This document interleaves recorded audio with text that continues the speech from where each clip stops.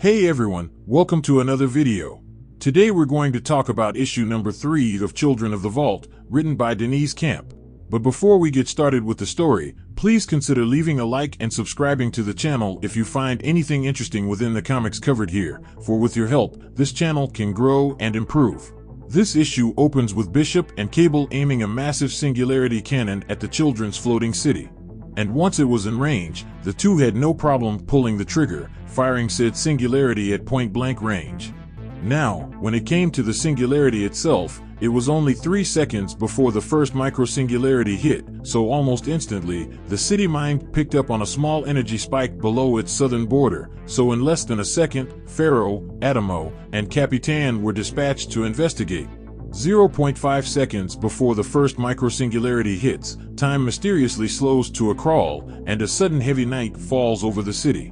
So with impact imminent, 0.1 picoseconds after the first micro-singularity hit, Pharaoh had somehow managed to catch said attack and seal the singularity in a gravity Klein bottle, and instantly the night lifted. But during the quick moment, Cable and Bishop were able to eliminate 83 children and 12 city blocks all in a blink of an eye. So with the bell rung and the battle on, Bishop and Cable hopped into an armored vehicle and charged the children's base, but not before setting the massive weapon of destruction on auto fire. So with no time to waste, the two mutants used the additional shots as cover fire as they approached the city. Now, Prisa used her super heat to heat up the time around the black hole until it eventually began to evaporate it. And as for the fourth and fifth singularity, Alvido consumed it and made it just another part of the pocket universe in his small intestine. And as for their sixth and final blast, it never went off, because Adamo made sure to stop it before it was fired. So with the cannon dealt with, we jumped forward to Capitan making short work of the mutant's vehicle upon entering the city limits. So with our heroes standing face to face with yet another powerhouse, Capitan asked what could two mutants do against 1 million children? Which in all fairness, was a good question, because against power like the children possess, the battle would have been short-lived if they were in this alone. But they weren't, because in a massive twist, an army of sentinels rained down from above. Both older and newer models were deployed against their once saviors. So as the sentinels filled the skies, Capitan watched in shock as they were caught off guard. So with the city under attack, Capitan quickly turned his attention toward the Orcus soldiers before him. Now, just to give you some context about what is going on, 3 hours earlier on board the Reforge, Orcus Photospheric headquarters, Cable did a little psychic espionage. In fact, it didn't really take much to get Orcus to go to war. Because after a few slight pushes, Orcus was ready to go. Because the night before, Cable placed a carefully designed paranoia, along with a few hints about what to look for, in the mind of a mid-level Orcus scientist while he slept. And once the brain defect was discovered, all hell broke loose. And from that point on, all decision-making power is given over to giant senseless brains in vats and quantum strategy engines surrounded by 5 feet of shielding on all sides. And after 23 seconds of intense analysis and calculations, the system concludes that the city and its children are the primary threat to Orcus's goals and that every resource should be immediately mobilized for a frontal assault.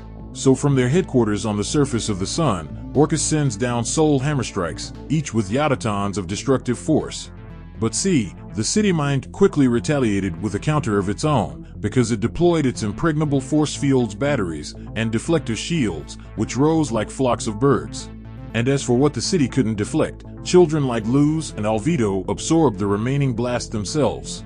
Next, Orcus used untouched AIs that was trained with 10 million years worth of intergalactic war strategies, and with that data, Orcus was able to coordinate their main forces, which was made up of an army of Stark and classic Mark VI Sentinels. So with the battle in full swing, Capitan was completely down with fighting against the humans, because from the very start, he was in line with wiping them all out. So as he fought, he told Seraphina to look at what she wanted to save, because he believed her noble savages meant to kill them all. Now this was something Seraphina couldn't understand, because from her point of view, the message should have worked. Now, this was something Capitan completely agreed with, because he stated of course it should, under any normal circumstances work, but the only problem is that the ungrateful beasts don't know what's good for them. And because of that, Capitan goes on to say, see what your new way of thinking leads to, for it was always going to come to this, because there is no reasoning with humans. Because eventually, they turn everything they touch into a fight. And with that said, Capitan hoped that he would at least face a genuine superhero, but these were only cheap mass-produced reproductions, which disappointed them. But despite how much Capitan tried to turn Serafina to his side of the argument, she refused to agree with what he was saying, to the point where she was lost of words.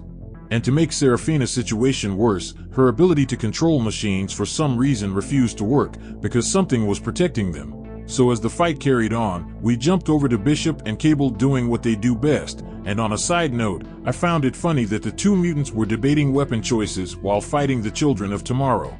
But anyway, for all intensive purposes, the two mutants seem to have found common ground in their love of warfare. And on the next page, we see Bishop come face to face with a child of the vault with a sword in his hand. Now this guy gives a crazy speech that had me looking forward to his battle, because he stated that the blade he had was the function of his will, and its edge was honed to 2 dimensions. And with one blow, he could split an atom, slice through space and time, and even separate a strand of DNA. But when push came to shove, Cable was able to level him with a single shot. So with Bishop back on his feet, the two proceed to make their way to a certain point, because moving forward they would have to split up to accomplish their goals.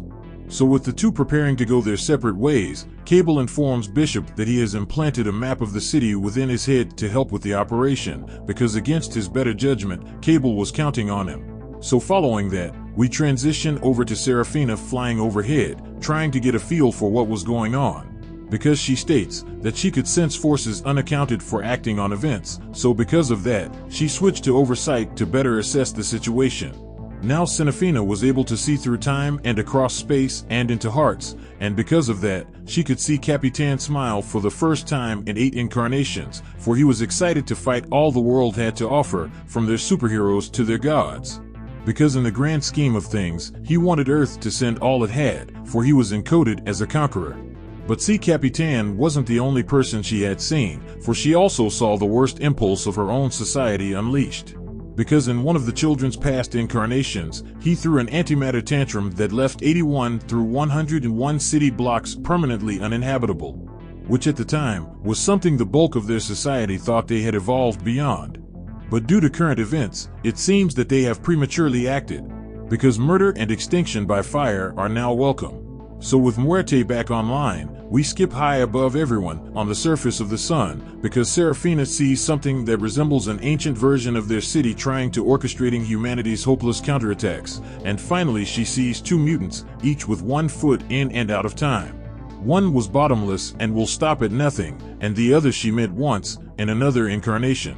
But his mind is an armory and his thoughts was deadly. But despite seeing those 2 mutants, Serafina still sees that they will win, because there is no way for them to lose. But then out of nowhere, Serafina sees something else. Serafina sees something beyond all of this, something behind everything. So with that view, Serafina sees an enormous exterior to space arranging events like flowers, immense intelligence thinking vast and terrible thoughts. So with that vision, Serafina comes crashing out of the sky and into the ground, because what she is seeing is a dominion, for a dominion is coming. So with a mental overload, Serafina for a minute passes out, before reclaiming consciousness. But when she awoke, she was completely panicked, so with this new insight into life, Serafina immediately took off towards the city mind. Because according to Serafina, the humans are not what they seem, and because of that she has to warn the city. For their strategies are compromised, their information is incomplete. The humans are not alone, because they are being controlled. And the thing that is doing it is wearing them like a glove, and the mind beyond comprehension forces their every move. So as she entered the room, Cable voiced response by saying he was flattered, but she was giving him too much credit, because he didn't force their every move like he had a gun to their head. So with that said, this issue of Children of the Vault comes to an end. Now let me just say this was an extremely good issue, because with Orchis entering the fight, more and more Sentinels will be lost as a consequence of battling the children.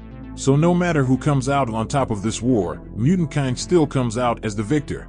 And as for Bishop and Cable, this storyline as a whole did great things for the evolution of their characters, because together they was able to pull off a massive attack on the vault and systematically take out hundreds of children on their own.